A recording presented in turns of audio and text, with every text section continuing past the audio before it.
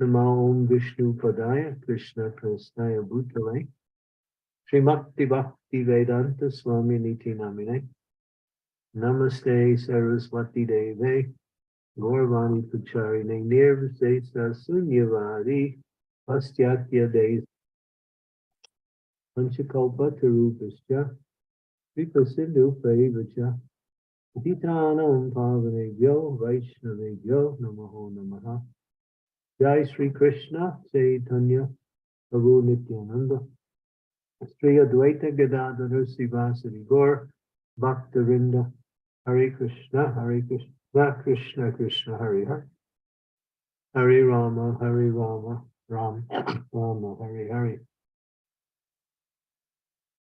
So we are continuing, as we did from yesterday, speaking about all of these different kings that who have come and gone in the course of time, using their control, power, and political intelligence to conquer and expand their influence.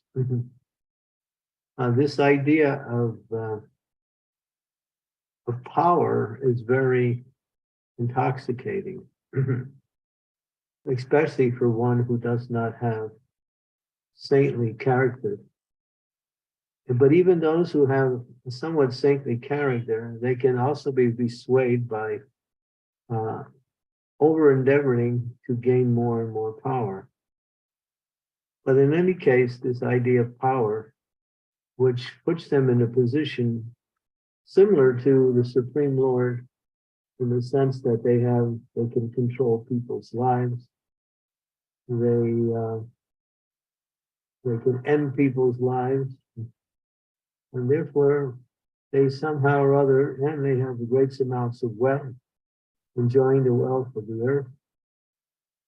They think they're invincible.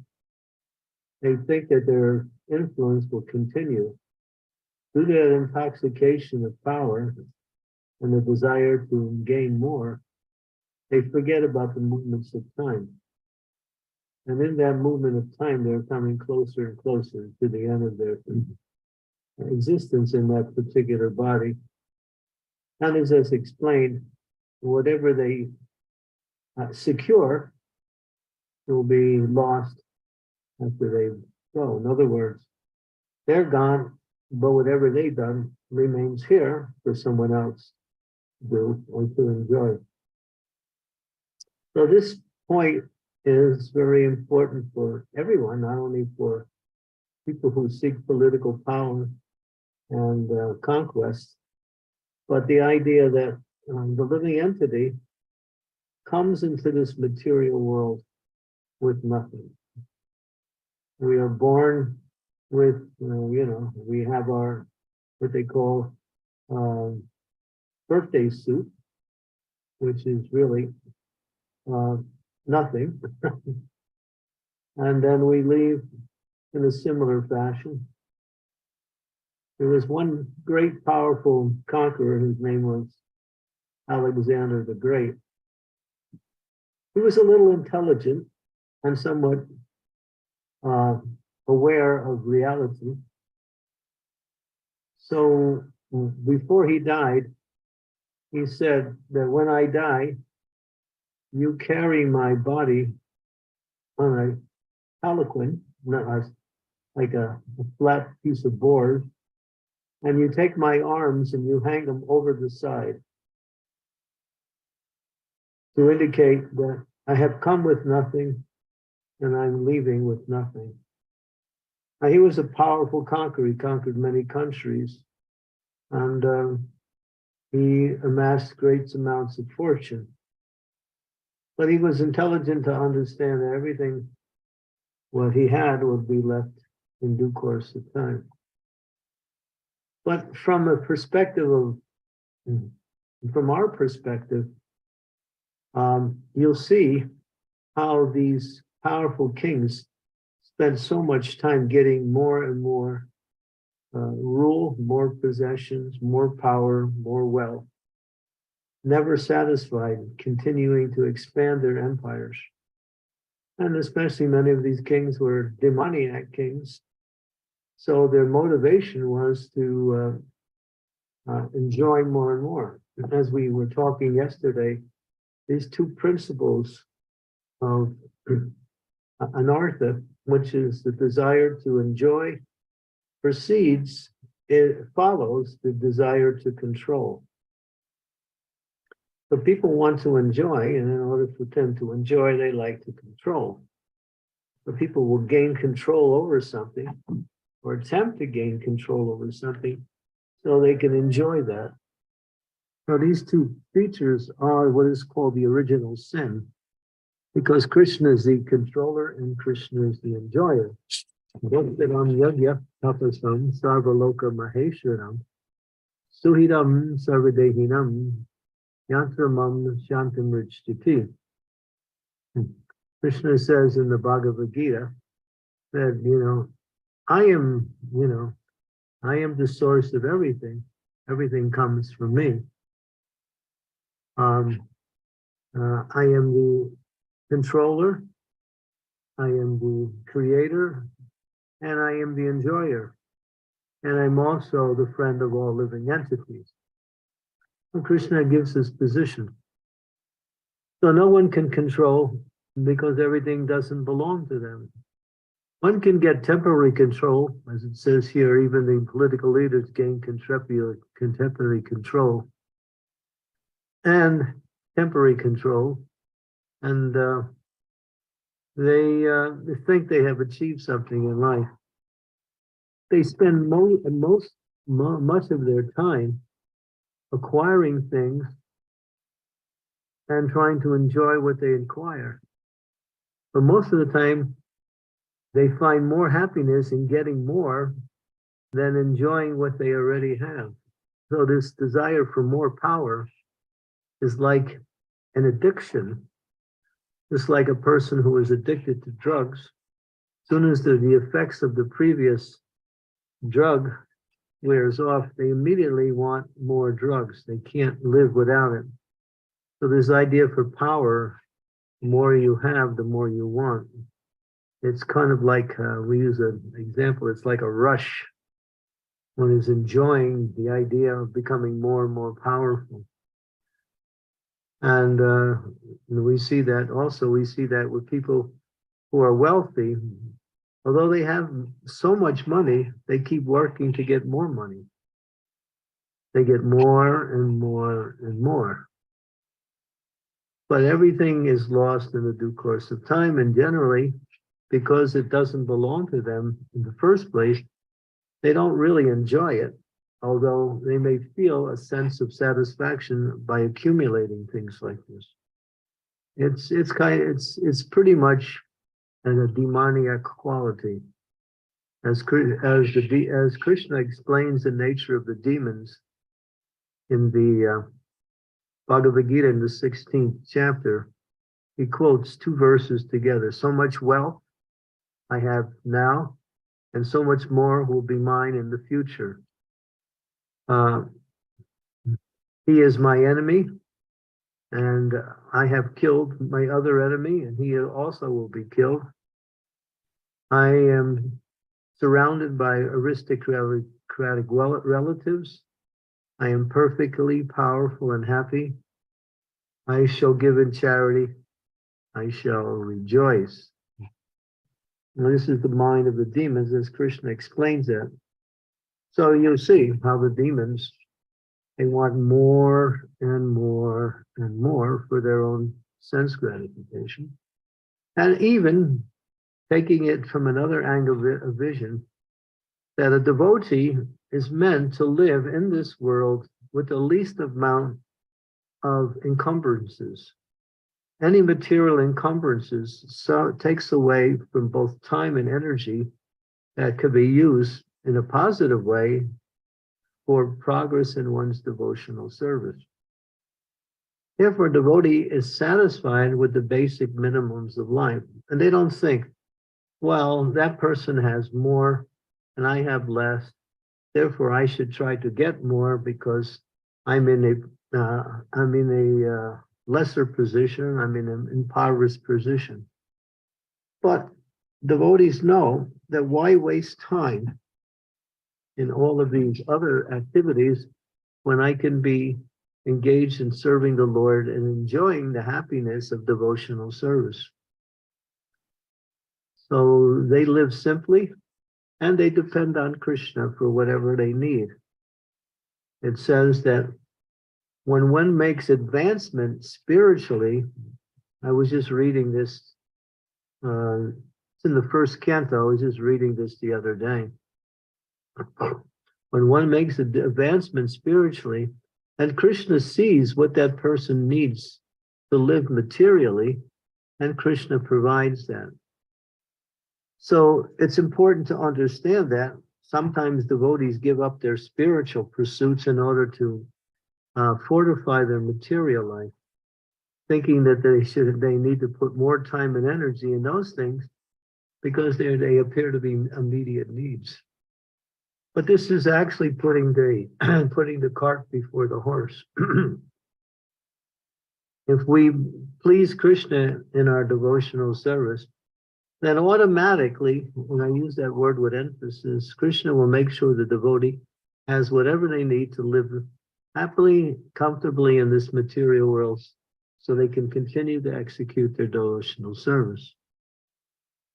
In numerous cases, devotees sometimes they come and they say, well, I have this responsibility, I have this responsibility, I want to make this part of my responsibilities, and they have no time for Krishna, or very little time.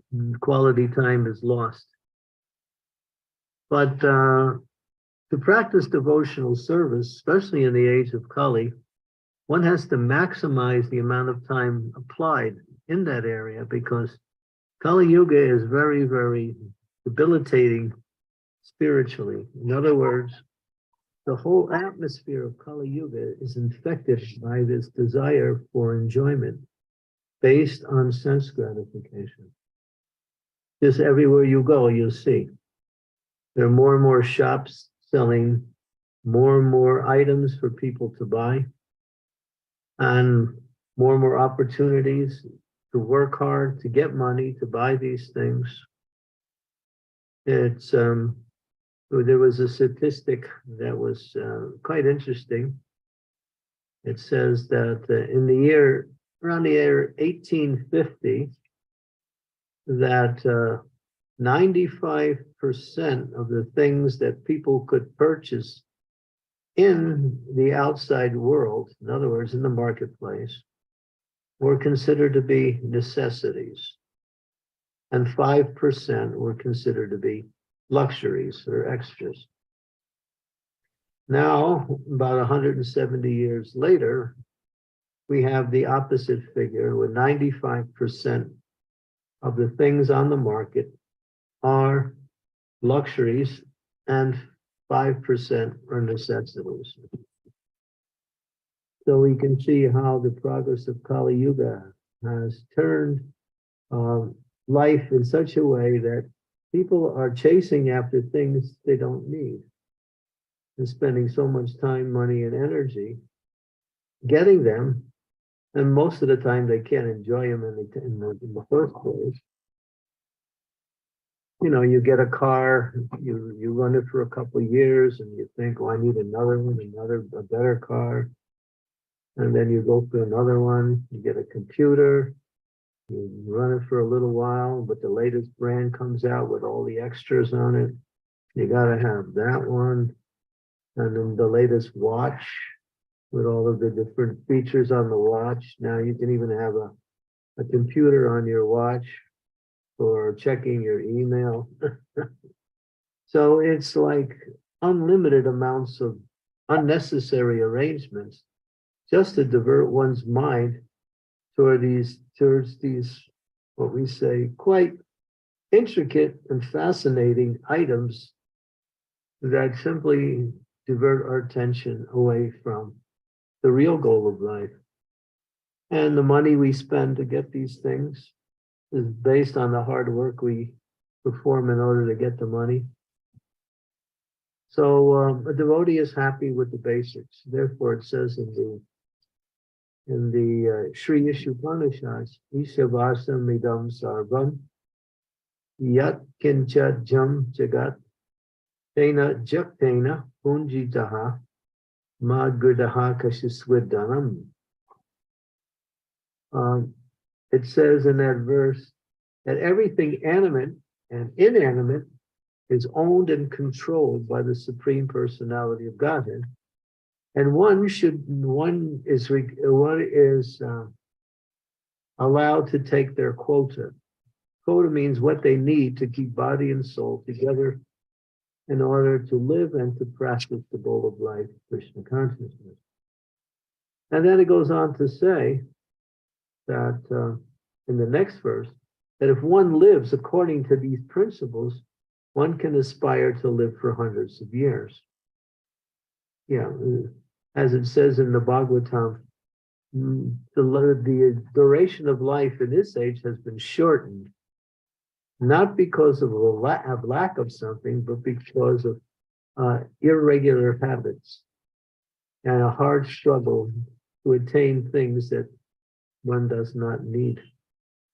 So people are spending their hard-earned energies for a waste of time instead of using it for the goal of life, Krishna consciousness. And therefore, people are suffering. So when we try to tell them, live simply, you don't need these things, just chant Hare Krishna, come to the temple, worship the deity, read some nice books on philosophy, teaches you about who God is and what is your relationship with him. They say, that's a waste of time. I got time, I have to work. I got so many things to do. I got this plan, or I got that plan. And all their plans, as it says in the Bhagavatam, that says that you have your plan and I have my plan, but the plan of the Lord is actually the plan we should adopt. So the Lord's plan is that he wants everyone to go back home, back to God, and come to him in the spiritual world where life is eternal, full of knowledge and full of varieties and types of enjoyment. That is the spiritual world. Here, it's just a hard struggle for existence. And so we find that here, back to the essence of this particular these verses, that these powerful kings extended their influence throughout the world. But Mother Earth is saying, they have to go. They can't stay. They come, they go. Their names are just lists of names in the history of other names. That's all. They make their rule and then they go. And they waste their time. Of course, certain kings were mentioned here, like Prithu Maharaj, who, of course, Mandata, King Mandata also. And these were actually righteous kings who ruled the world for the benefit of the citizens. But even they became very, not Prithu Maharaj, but other kings who are also saintly kings, became more and more greedy for more and more power. So that's the nature of this world. So therefore, Srila Prabhupada has given us the formula of simple living, Krishna consciousness.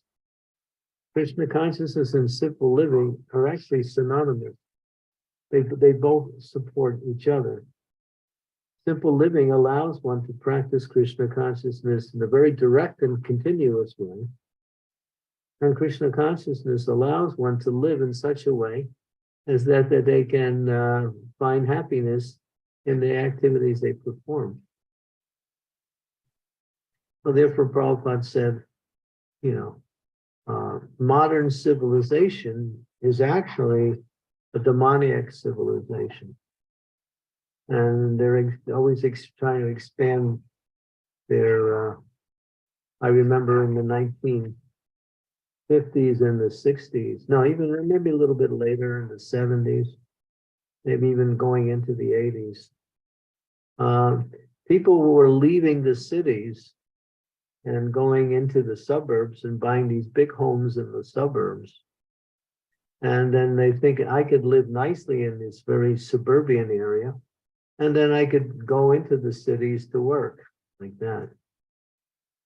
But then after about 20 years of that type of lifestyle, a different mentality started to rise. And that is, people in the suburbs were thinking, we're lonely out here. There's no action out here. It's boring out here. So then within the last 20 years or so, there's been a movement to go back into the cities where all of the entertainment and economic enjoyment, economic facility is there. So they all moved out, and now they're all coming back again. So this is material life. So it's just no one's satisfied. Why? Because they're not Krishna conscious.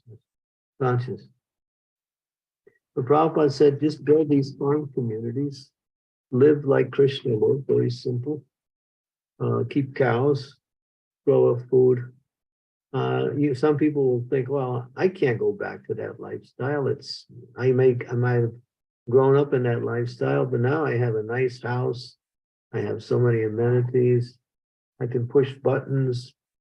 But how long will this Western civilization continue before it starts to implode? It's already imploding now, as we see time is developing, that all of the problems of this modern lifestyle is encroaching on people's time and causing them to spend more and more time, money, and energy just to maintain something they can't maintain. This is the present modern civilization. Inflation, scarcity, and various types of criminal activities pervade the cities. And even if you live on the outskirts in the rural areas, there's so many problems there also. So Srila Prabhupada said, make these farms. That way you don't have to work hard to get money to buy food that is polluted with so many pesticides. Better to, use that time to grow your own food and then have nice, fresh food, regularly fruit and vegetables and other nice milk products, which is healthy, happy, and gives energy to the body. And instead of spending so much time working in the cities, getting money, and then having to buy the things you need, and you never know, the prices go up, the items are not even available sometimes. So this Western civilization is simply a demoniac civilization. There's no other word to describe it. And Prabhupada also said, it'll collapse in 50 years. Yeah. So it'll collapse in 50 years. It's already collapsing. And the 50-year time period is approaching right now. So, and Prabhupada said it's a false lifestyle because it's based simply on money. That's all. And when you base something on money, you have no foundation for anything. Those who have money can do things. Those who don't have money try to get money. And there's so much crime, so much cheating, much lying. And those who have money, they want more money and more things. So it's like a dog chasing its tail. It can never catch its tail. Therefore, they're chasing after this false happiness that is not there. They'll keep chasing, chasing, chasing. And then when it becomes too late, then they have to get another body and begin the chase in the next life all over again. So for devotee, simple living, Krishna consciousness. That is the motto by which the devotees live by.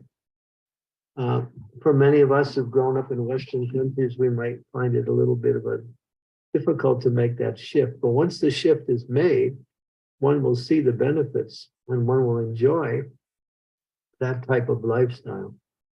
And it's based on community, not on nuclear families. The nuclear family program relegates a a father, a mother, and some children to do all of the energy in order for their livelihood. For a community means sharing resources, sharing labor. And some people work in one area, some people work in others, and everyone can take advantage of everyone else's work and share resources and also labor. So Krishna conscious communities are the actual future of the world, as Srila Prabhupada has so strongly emphasized. And those communities can be designed in different ways. It's not like it's just a simple farmhouse. That's not the idea. Modern amenities can also be there, but the idea is community. Without community, we just struggling so hard just to do things. Just to go shopping is a big deal.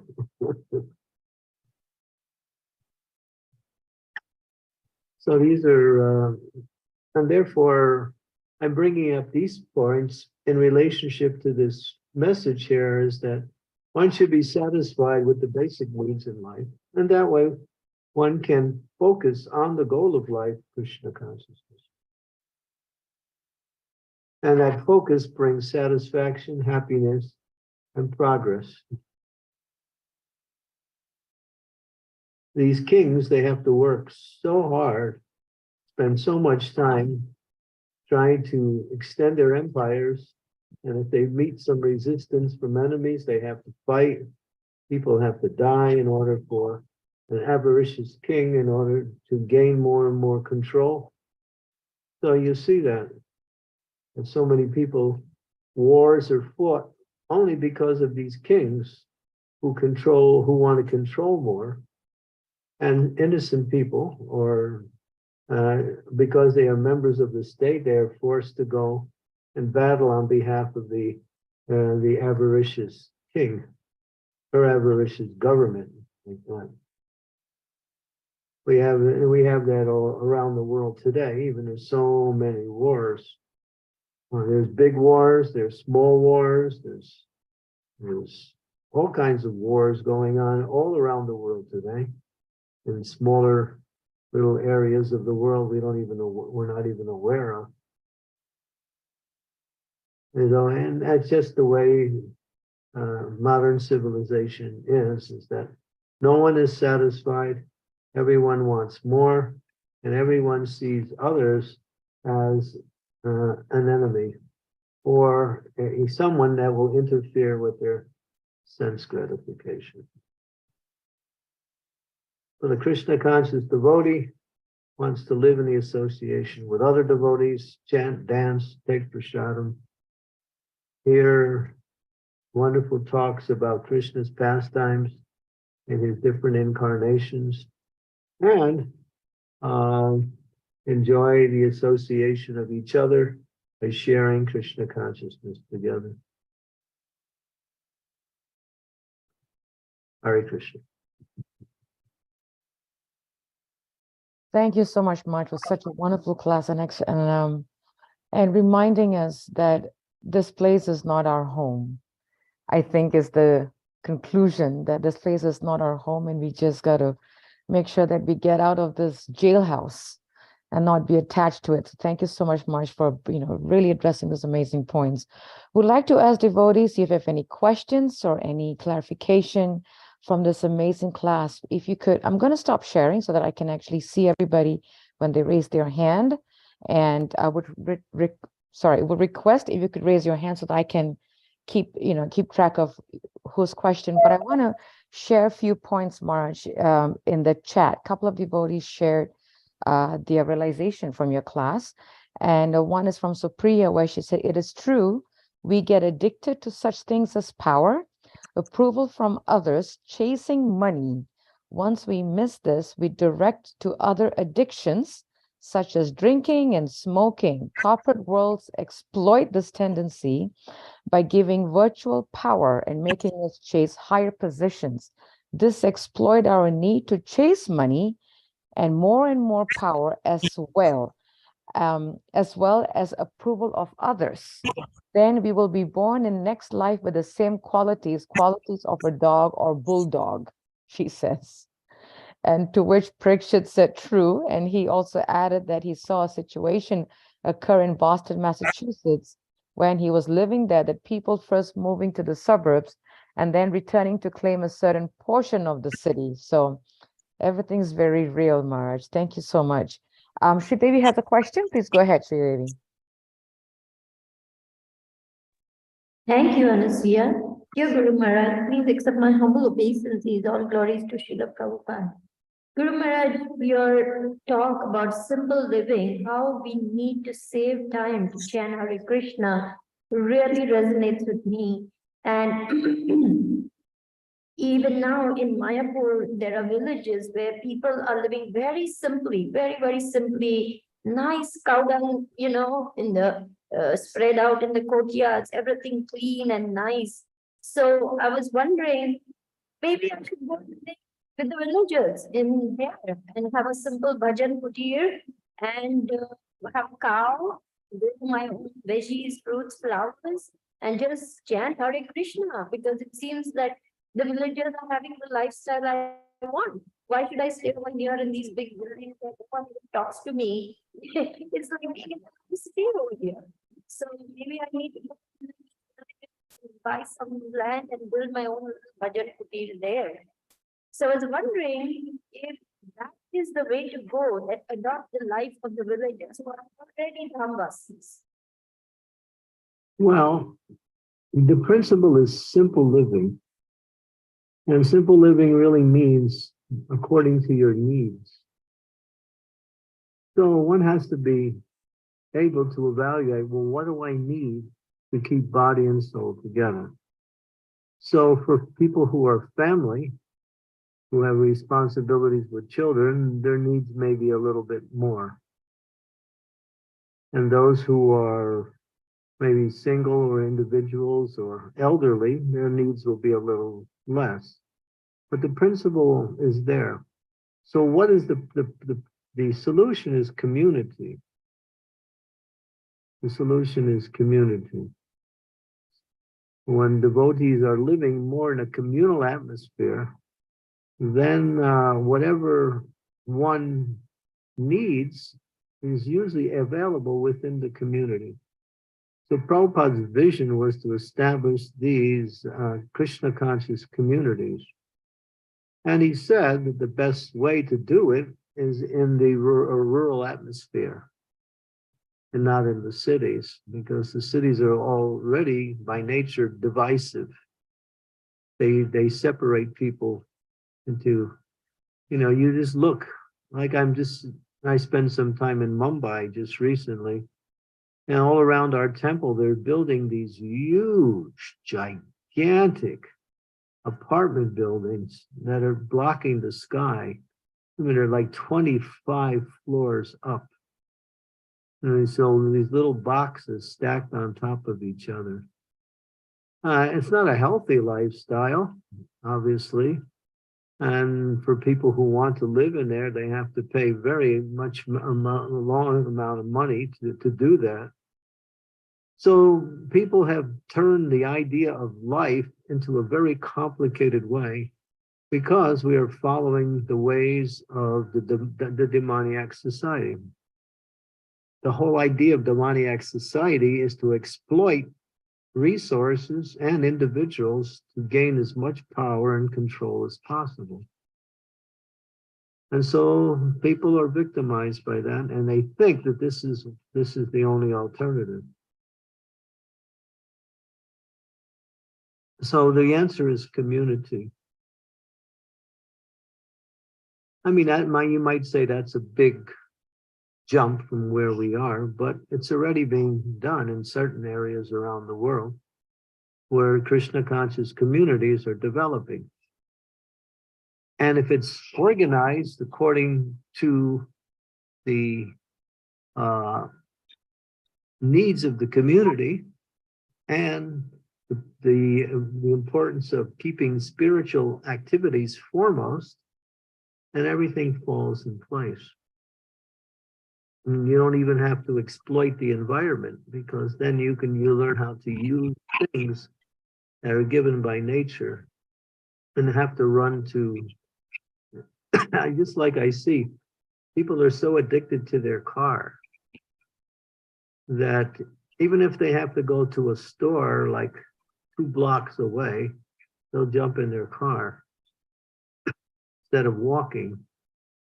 This is also another feature of Kali Yuga, because people have become lazy because of all of these amenities that are available.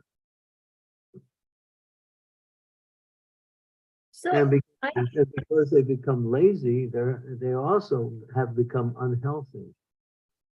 Everybody nowadays is sick. right, right. We're You have to always- fight hard. Yes, Yeah. yes, Yeah, Maharaj. so many problems.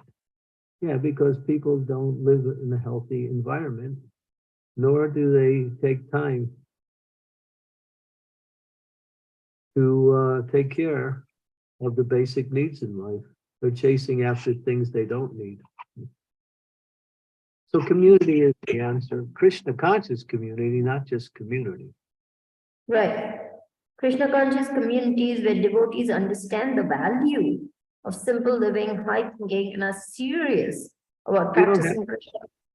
it's not that you have to have a little hut to live in. You can have a house. You can have a house with, bottom floor, top floor. You can have few rooms in there, enough for everyone. But community. But that's exactly the point I'm trying to make, Guru Maharaj, here. Every little bit of land, a 8-story building, a 6-story building, 10-story building, that's what is just coming up rapidly over here.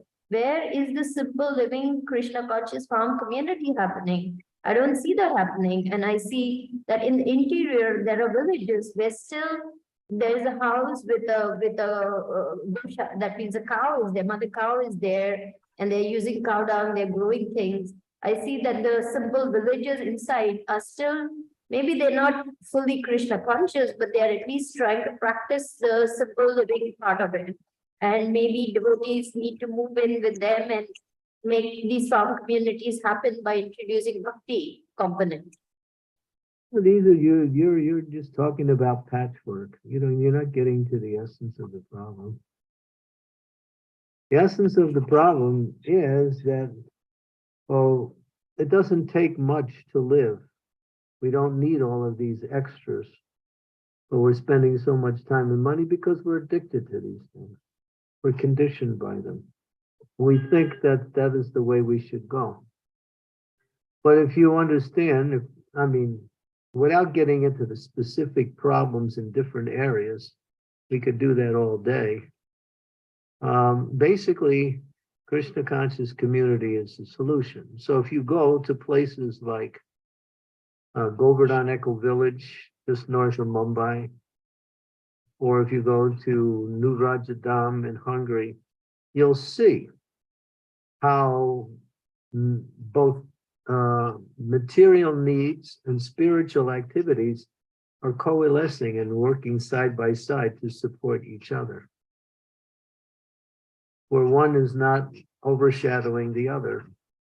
Keeping Krishna consciousness first and learning how to live according to nature's arrangement. We're living outside of nature when we live in these, these mega these mega cities, with this So how to go about making a beginning to have a Krishna conscious farm community, Guru Maharaj? Well, there's models that are already in practice. They study these models.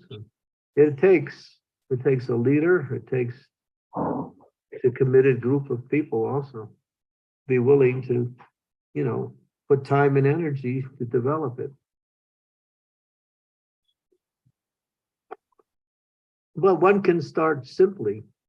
In other words, one can get a piece of land and have 2 or 3 different families living on, maybe 3 or 4 families living on that same land, each having their own little house, having a cow and some agriculture. That's the beginning. and having a place where they all can gather for spiritual worship.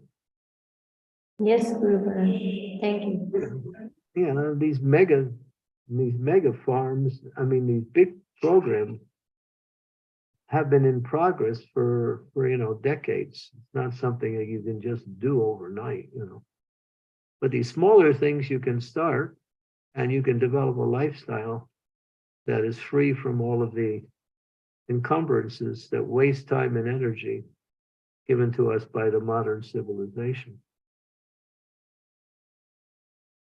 I mean, Govardhan Echo Village, it's there, but it took about, 15, 17 years to get to where it is now. Mayapur has been there for how many years? 50 years.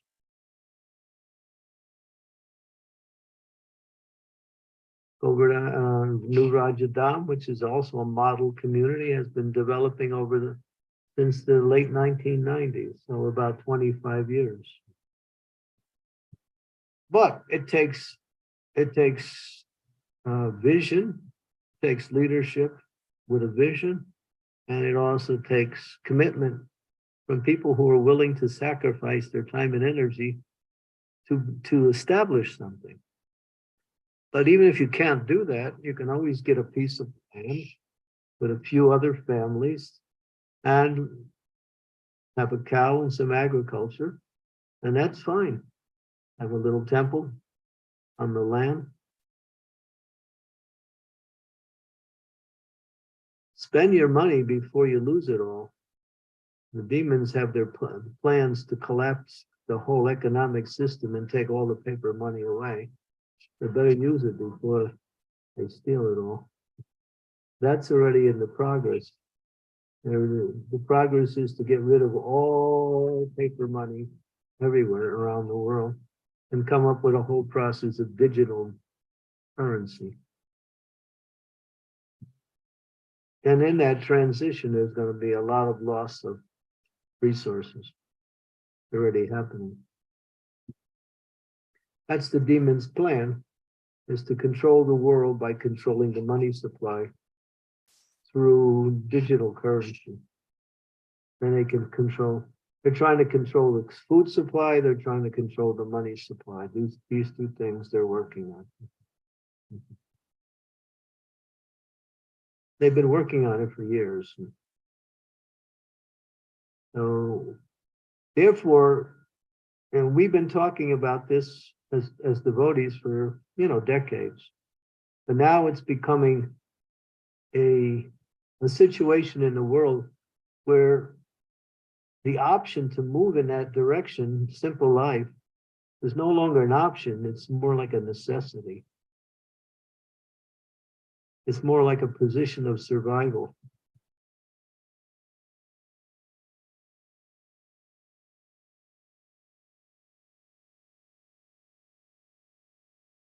Hope Yes, that Guru Maharaj. Yes, Guru Maharaj. It's imperative. It's urgent. It's upon us now.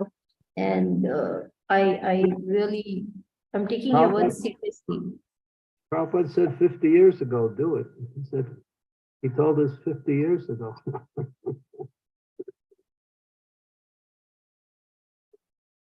Marge, there is a question in the chat from Mother Scarlett where she said, Hare Krishna, please accept my humble obeisances. All glories to Srila Prabhupada, all glories to your holiness and the devotees. She said, in many countries, there are bad president and king and authorities are ruling. Does the people of this country are suffering? Does this mean that people are paying karma for their past lives to these lesser? I would say it's a qualified yes. Mm-hmm. Yeah. Usually the leaders come out of the society anyway. So they're just products of the same society. Mm-hmm. Yeah, that's true. And there is a comment from Supriya saying, in villages, we still see community living. In one house, they have 100+ members and all are happy without any conflicts. Multiple families eating together and living together. They have small individual rooms for themselves, and the houses are very big. So, Yeah. Around the world, you'll see, nowadays, many people are moving out of the cities and into the more rural areas and starting these farm projects because they know the food supply may not last also.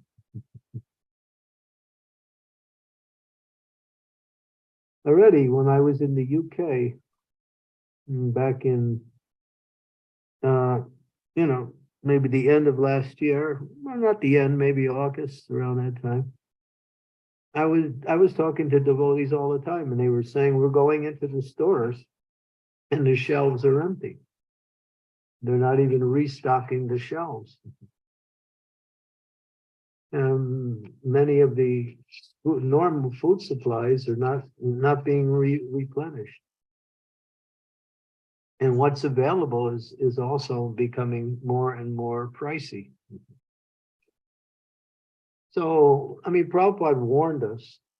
He said, build these communities, not only for freeing ourselves from the encumbrance of Western, modern, technological, destructive lifestyle, but in order to practice Krishna consciousness more readily and more naturally.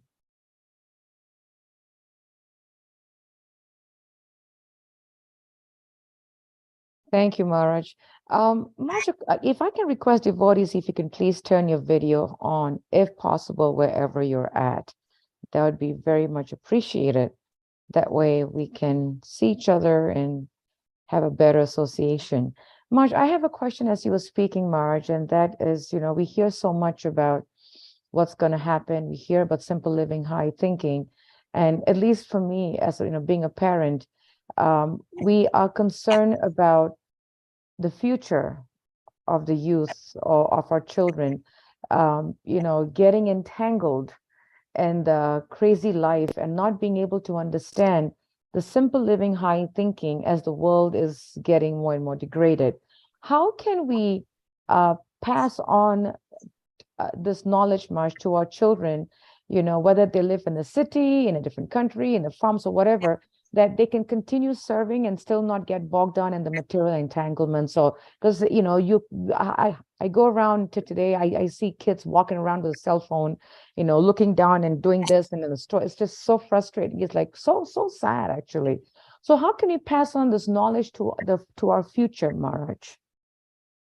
Well, you can't speak to them from the point of negativity because they won't be able to hear. You have to offer them something better.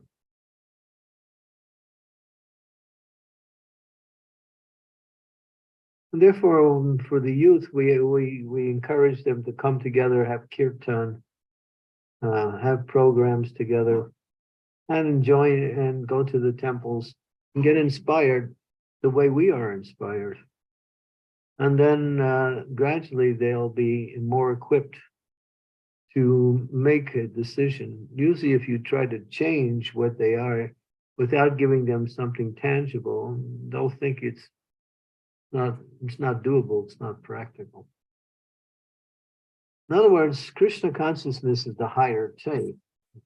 We have to allow people to get that higher taste so they can see for themselves how to arrange their life in order to continue to experience the higher taste.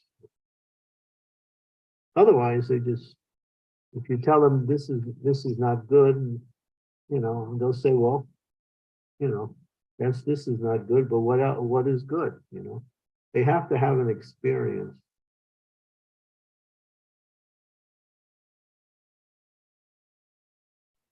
Thank So, you. Sorry. Creating these kirtan programs, just bringing devotees together in kirtan is so powerful. And we're doing that in London quite effectively, where the temples are going into the communities, into the secular world, and inviting people off the streets to come and take part in kirtan. And then they're actually getting a nice experience. And once you get an experience, you get some attraction. Once you get some attraction, then we have our books and we have our programs to bring people to the next stage. But kids, they want to do what their peers are doing. So if we can connect them to devotee association, then that's the best thing we can do, really. Give them devotee association. Thank you, Maharaj. So sometimes I get concerned when I see the younger generation, especially the little ones. They're so addicted to these machines, cell phones, and playing toys, then they don't know anything but just that. It's like, okay. And we know it's getting crazy. I'm thinking how much more they're going to get addicted to these little machines and devices. It's scary. It has some value, but it becomes, it's being misused and overused. Like I hardly use my phone at all. It's like I turn it on in the morning when I wake up and listen to Mangalarti sung by Prabhupada. And after I'm all ready to begin my japa, I shut the phone off. I leave it off until after breakfast. And then I check my messages and then I see if there's anything worth dealing with. And then I just let it, when I go out, I leave it sitting in my room.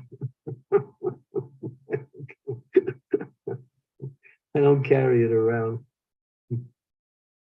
I've seen signs where they advertise medical help for people who have become, I will say, developed certain psychological problems for the use of electronics. Yeah, I've seen signs of that.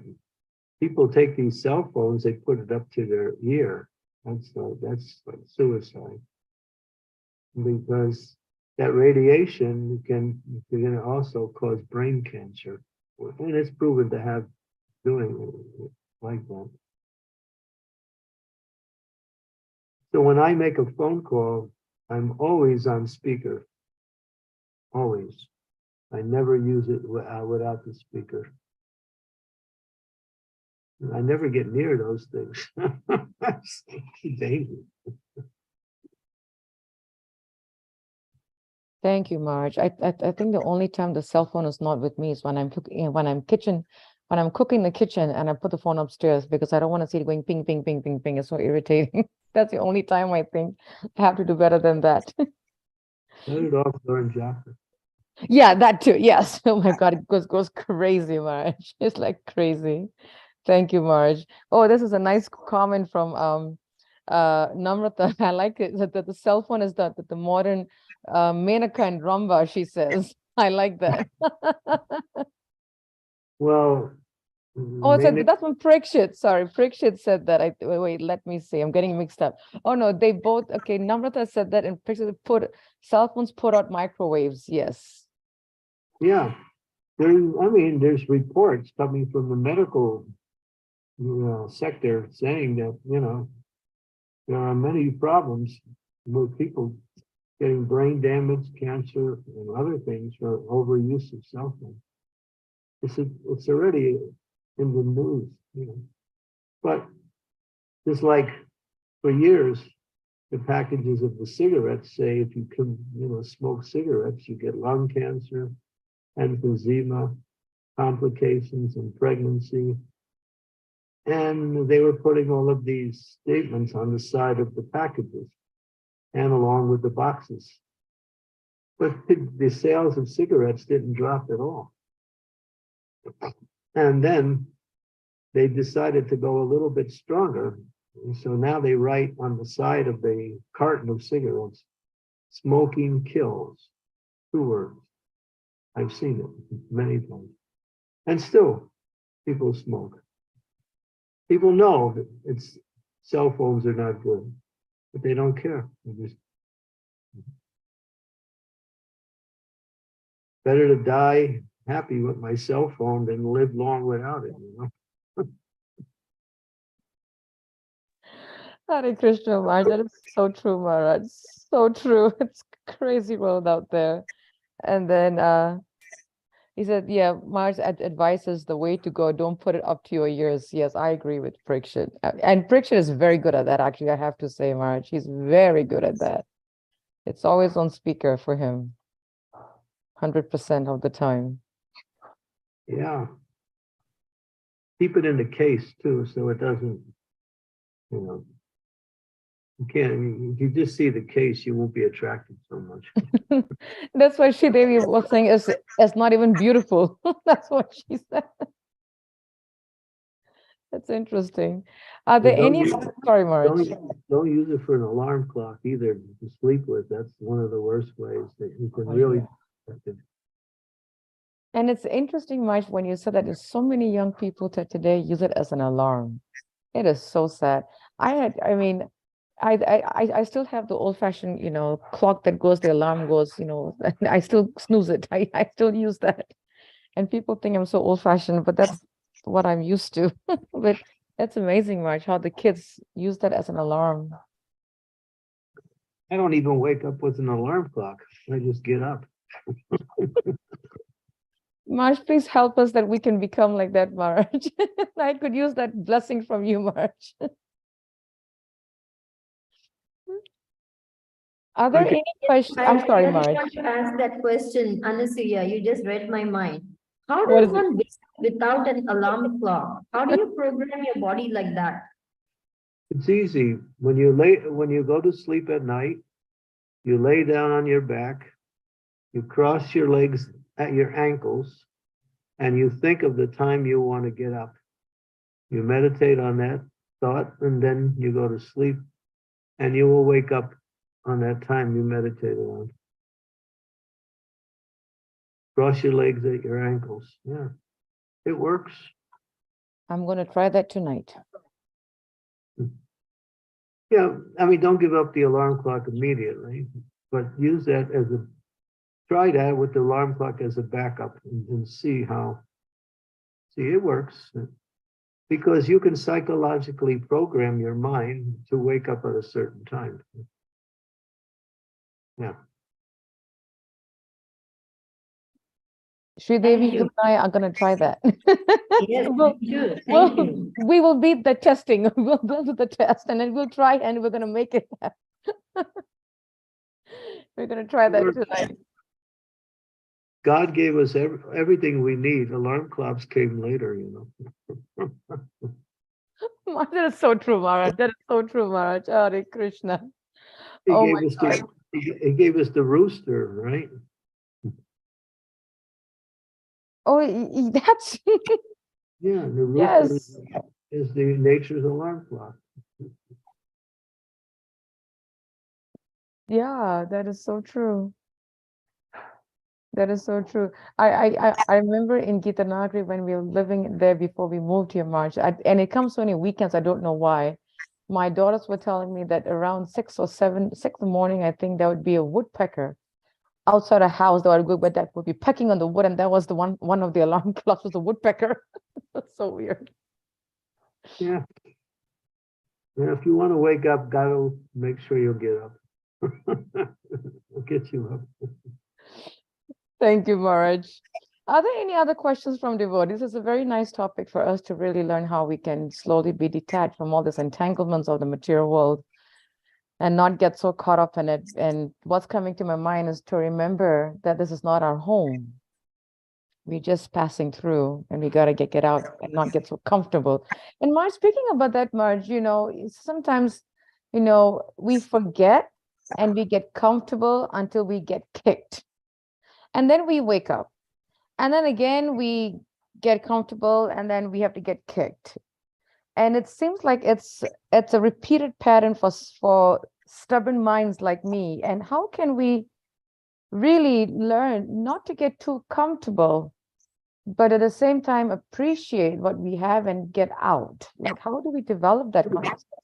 We were discussing why a devotee will know by experience what not to do, but still do the same thing again.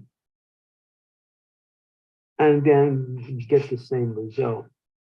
One is force of habit, but another one is, as Krishna explains in the Bhagavad Gita, when you engage in sense gratification, you lose your intelligence.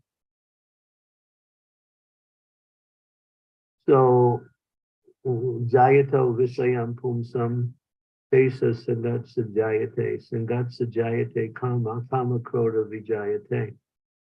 Kroda Bhavati Sammoham, Sammoham Shriti Vibrahma, Vibraham Sam Murida Saburina Samana Panashyati.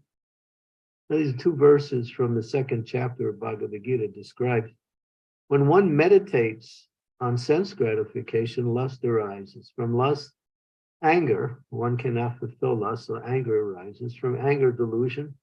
From delusion, bewilderment of memory. When memory is bewildered, intelligence is lost. As soon as memory gets lost, intelligence gets lost. And then pranashyati means one again falls down into material activities, material life. So by giving up material sense gratification, we remain clear and sharp in the execution of our devotional life. And we remember our mistakes, we remember our fall downs, and we have the remembrance how to avoid that. But if we keep falling into sense gratification, we forget, and then we do it again. This sense gratification dulls the mind.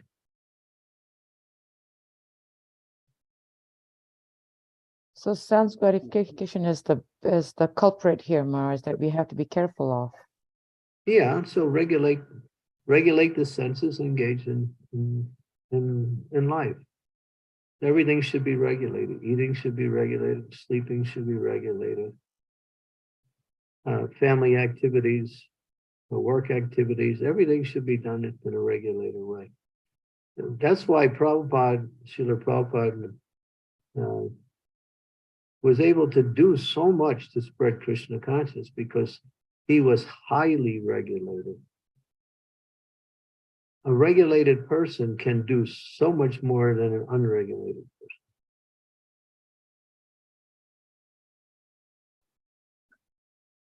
Thank you, Maharaj. That's very, very important point for us to really apply in our lives. Thank you. Sridevi, you had your question up, her hand up just now. Go ahead.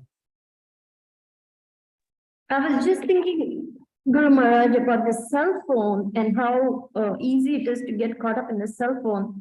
I'm not so, caught up in the cell phone, but the internet. Something jumps out at you and you see, oh, what is happening over here? Oh, this is the headline. Oh, this is the news. Oh, this happened, that. And before you know it, 5, 10, 15 minutes have gone and you're looking at some stuff which is really not important. It doesn't make any difference to your life, but you just get caught by that headline or that news story or something. So I was wondering how we can avoid getting captured like this. Get caught by Krishna instead of the headline.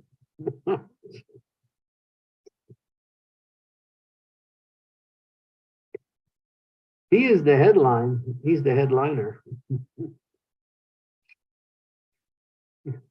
You're chasing, as Dhruva Maharaj said, after chasing after material kingdoms, when he saw the Lord, he made that famous statement that I've been chasing broken pieces of glass. Now I've found the rarest gem. Chase after Krishna, and then you won't chase after all these things.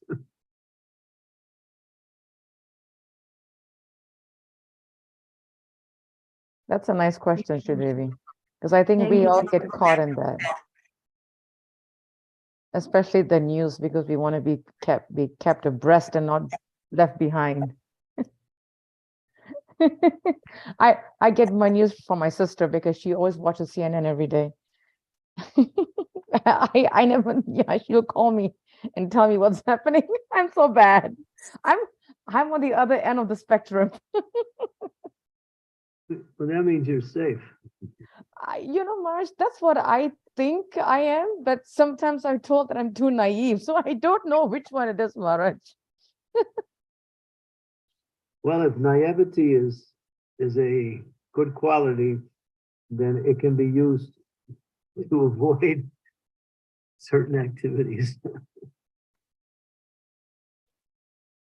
I pray, Maharaj, because I don't know why I just don't have interest in news for some reason. And it's funny, I never had it even before I became a devotee. I don't know what's wrong with me. I'm just a weird person, I guess.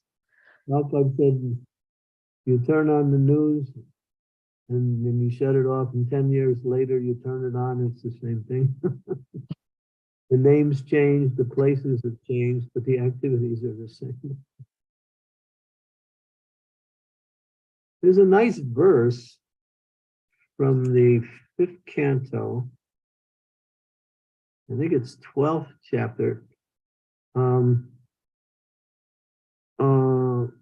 Let me see, where is that? 5th canto, 12th chapter. Go to 5th canto, 12th chapter. I think it's verse 17, but I'm not sure.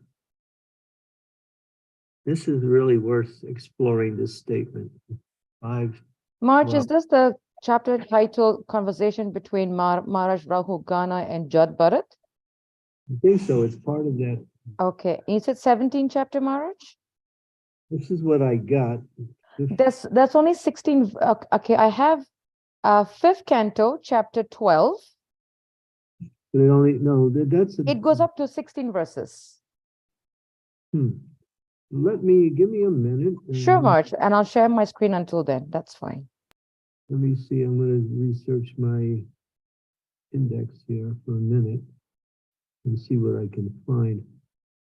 I just came across this statement not long ago, so I filed it away somewhere. Let's see, where did I put it? Okay.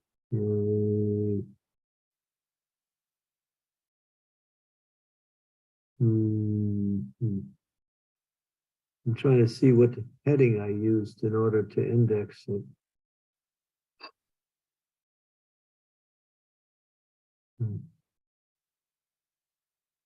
It's interesting.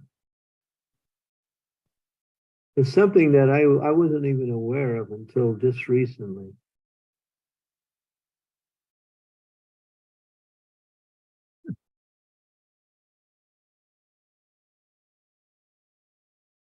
I'm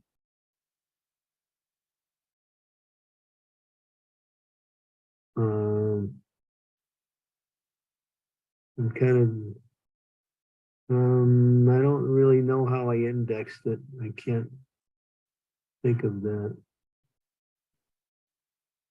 I have the chapter up here, March, with 16 verses. I don't know if I were to go from the beginning, it'll probably. Try, it is try, let's see. Try 5:17:12. Maybe that's Okay, maybe 5:17:12. All right. try that one. See if that one. 5:17. I don't think that would be it, but maybe it is. It's about the descent of Mother Ganga. But it's in what Prabhupada says is it's in the purport. So I can't find it by the.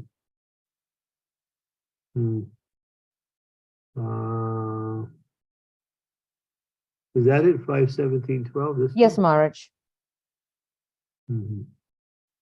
Go down the page. Let's see. No, this is definitely not it. I can't remember where I indexed it.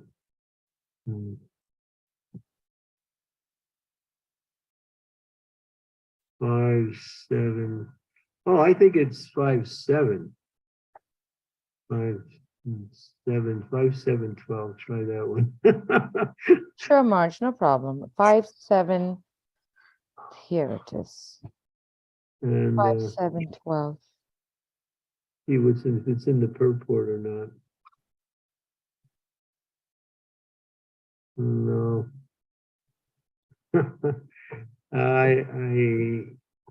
It's been about 2 months since I came across that verse. Okay. Well, wait a minute, maybe there's another place that I might be able to find it. Okay. Yeah, let me see here. Interesting what Prabhupada says. Worth finding. Mhm. It's yeah.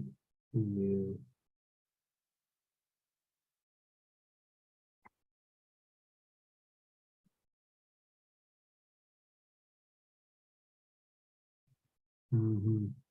Well, this is a hard one to find.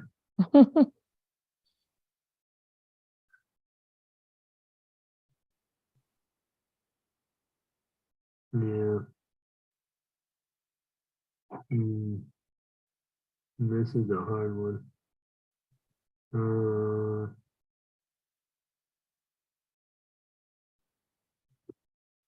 It was interesting. It was an interview with Niranjan Swami back in beginning of November, and I think it was one devotee made this point talking about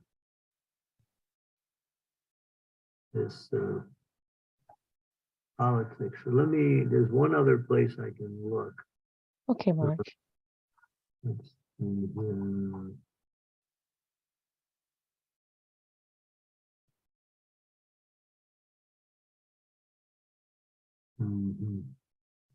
Maybe it's here.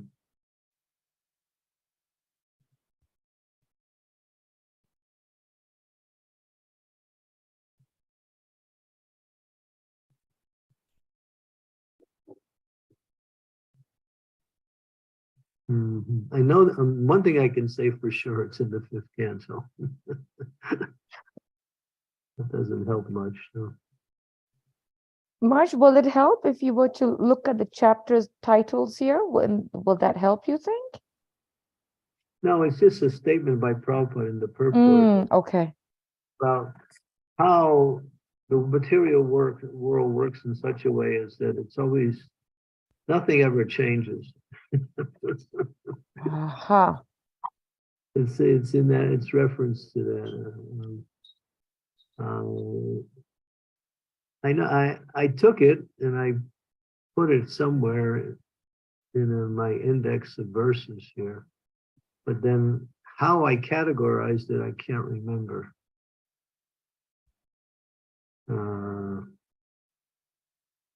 Let me see, I'll try one more.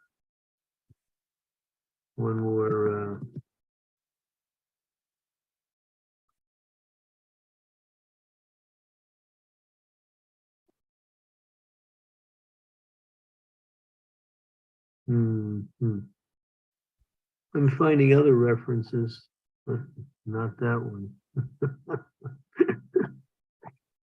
I have so much references here, but I need to have an index for referencing the reference.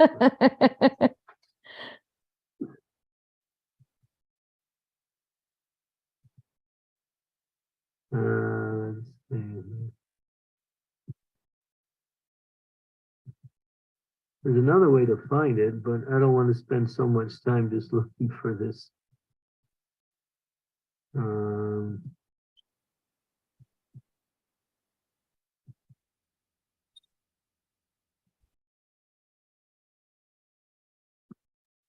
Let me see.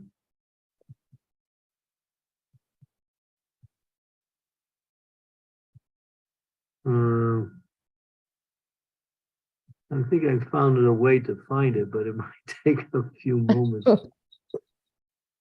Just discuss things while I'm looking for it. Marge, is this the one, right? I'm just Googling on, searching on database. Would this be it? What does it say?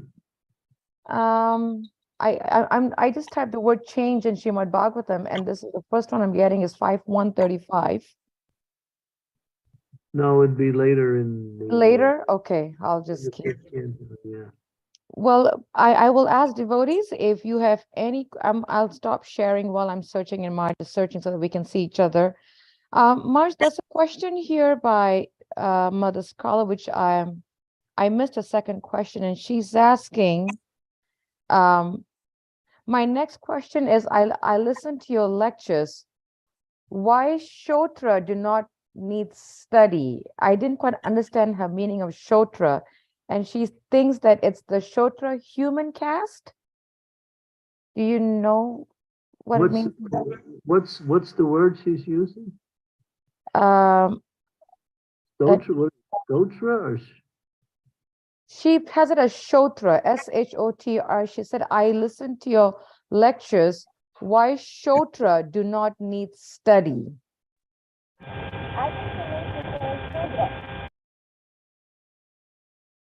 Mataji, I missed your comment because there was so much background noise. I apologize.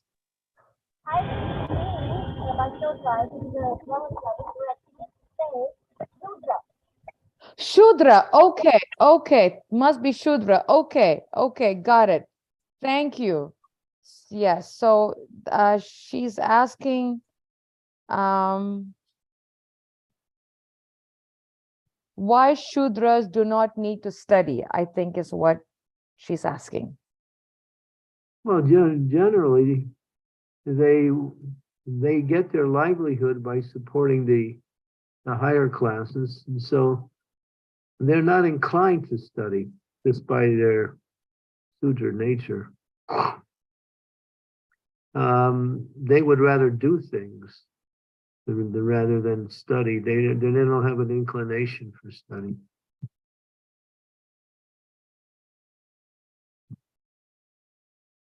Mother So, Scarlet, I'm sorry, Marge. yeah, they don't have an inclination for study. Their tendency is to work for others and get their livelihood that way.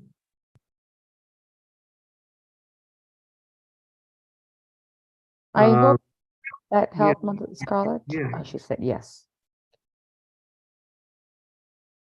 I apologize, Mother, that I didn't quite understand your question, so I'm glad that two other Matajis understood your question. I apologize for that.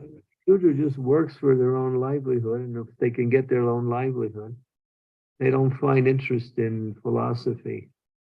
They're more interested in just getting what they need to live, that's all. And they're more interested in sense gratification than actually philosophical knowledge.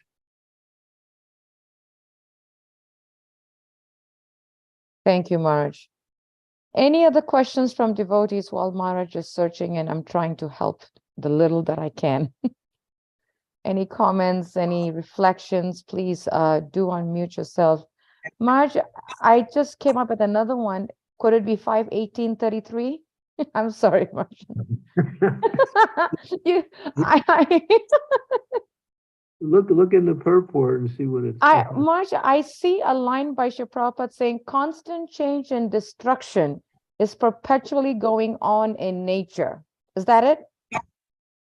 We'll keep reading. What else is?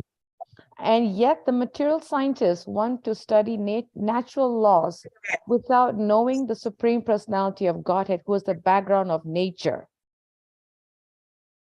And then it goes on to say, now the material creation is manifest. Oh, wait, before that, as Krishna states in Bhagavad Gita 9:10, and then Shri Prabhupada quotes the verse, and then he tells the English translation, this material nature is working under my direction, O son of Kunti, and it is producing all moving and unmoving beings.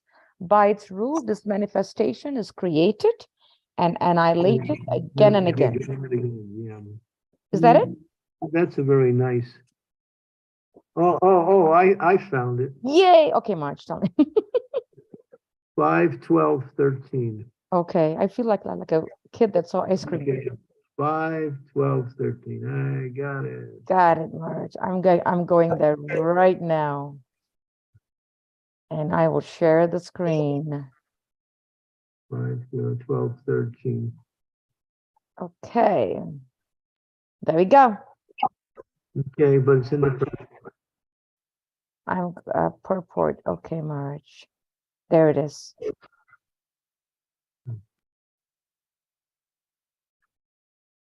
Marsh, would you like me to read it?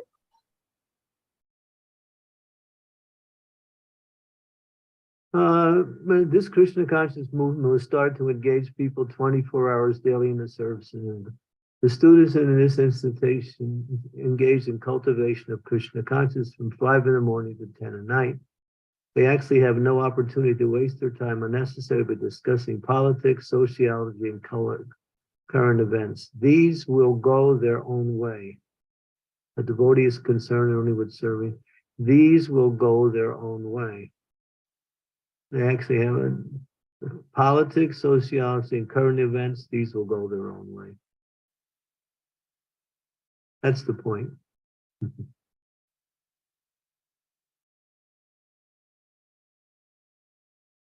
But you know, Bhagavatam discusses all these topics in relationship to Krishna. What it's talking about here is material society, material politics, sociology, and current events. These will go their own way. In other words, they're always there, and they'll go one way, they'll go the other way, but they go their own way. One king comes up, another king goes, another king comes up, conquers him, another person goes. One person dies, somebody has a baby, another divorce happens, a fire burns a house. One politician cheats another politician. Somebody steals somebody's wife. It's all the same thing goes on all the time.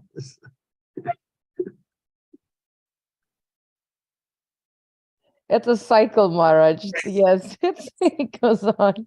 Yes, Sridevi, go ahead. The point is that the activities are the same, but the names change.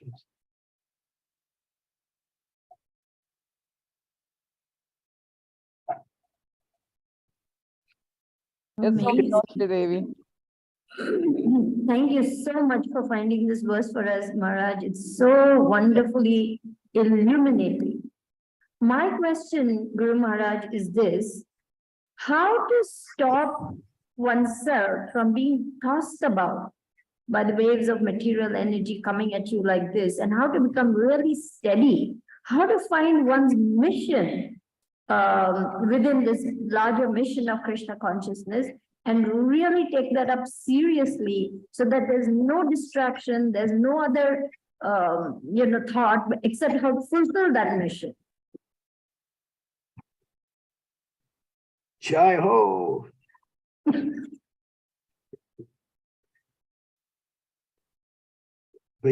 Start the club right today and can enlist members.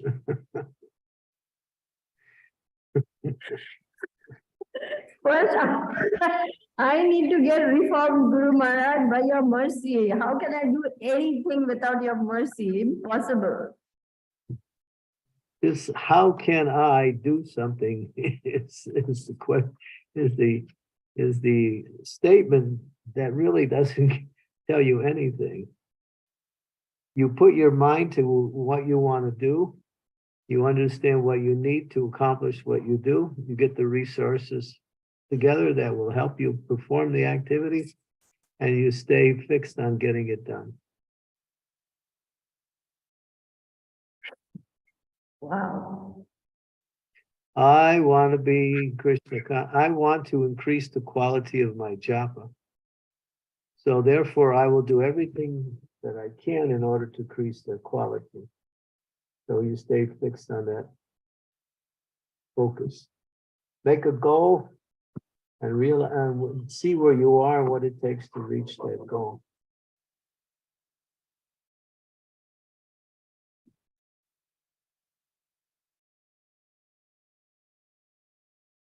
Thank you. Sorry, Maharaj. Yeah, determination is the feature of success in Krishna consciousness. So finding one's mission will begin with becoming very steady and very deep and very focused in our sadhana first, which means top quality japa must become the first priority before we think of seva. No, they go on simultaneously. But you should know the quality of your seva will be is foundational on your on the time and energy you put into your sadhana. Seva is more or less an expansion of sadhana. Everything is actually sadhana, but it takes the form of seva also. So hearing and chanting the glories of the Lord is the essence of becoming Krishna conscious.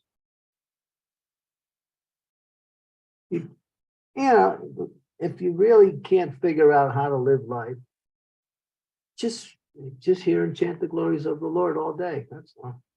After a while, you'll start liking it, and then all your problems will be gone.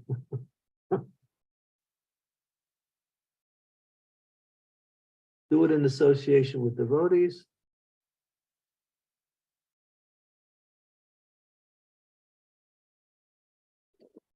Thank you, Maharaj.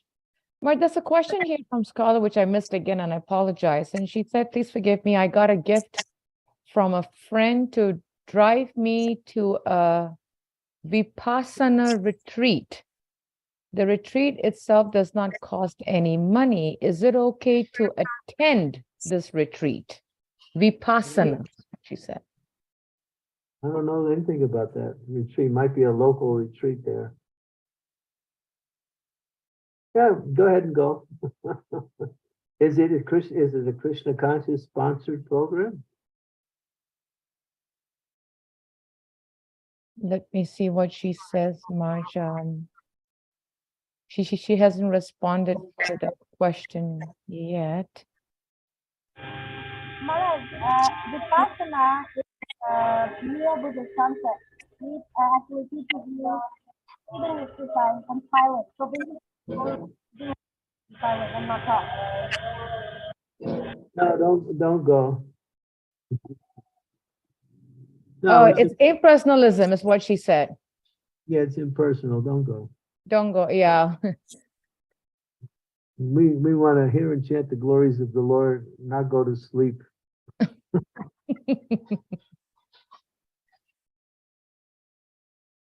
Thank you, Marge. Thank you, Mataji, for actually explaining that retreat. Thank you so much, and the meaning of the word. Thank you. If I'm going to stop sharing again, and I would like to ask devotees if there are any questions, any sorry, any last minute questions, any last minute comments or clarification. Please do raise your hand before we end the class. And if there isn't, I don't see any hands up. Maharaj, would you like to end with the round of chanting, Maharaj? Normally, I'm enthusiastic for that, and I also am now. But there's another program waiting for me. Oh, I'm so sorry, Maharaj. Absolutely, Maharaj. Yeah, I just have to go to that program. Thank you so much, Maharaj. And thank you to all the devotees for joining us. And I hope that we have learned a lot from Maharaj's class. Vanchokaptubhyascha, Kripasindobe evacha, Patitanam pavanebhyo, Vaishnavebhyo namo namaha, Srila Prabhupada ki Jai. His Holiness Candramauli Swami ki Jai. Jai. Guru Maharaj ki Jai. Hare Thank you. Krishna, thank you very much. Thank you, Anasuya, for taking time out to do this extra service. Thank you, Maharaj, for engaging me in your service. Yeah, continue, please, and if you require any payment, just let me know. Oh, no, Maharaj, no. Oh, Krishna Chaitanya, no, Maharaj, no. I just want to get that habit of how you would lead straight I don't have across. any. No, I would send you some like Mahaprasadam. Ooh, Mahaprasad was right. Yeah. No, Maharaj, just engage me in your service, Maharaj. No, please. Thank you so much, Maharaj. Thank you. You're too fixed up for me. Oh, no. I'm as fallen as they come, Maharaj. As fallen as they come.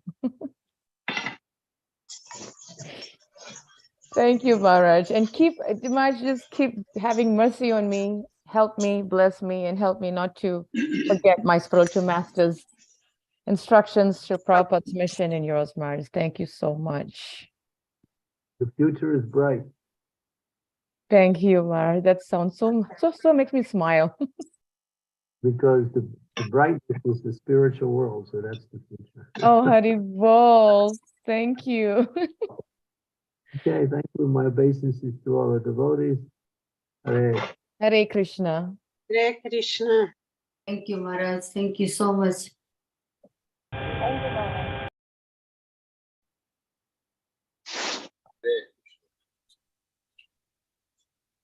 Thank you, Anusuya, and thank you to all the devotees for yet another wonderful discussion with Guru Maharaj. I'm Oh, so yes. grateful. Always Hari nectarian, always nectarian. Hari Bol. Thank you, Haribol.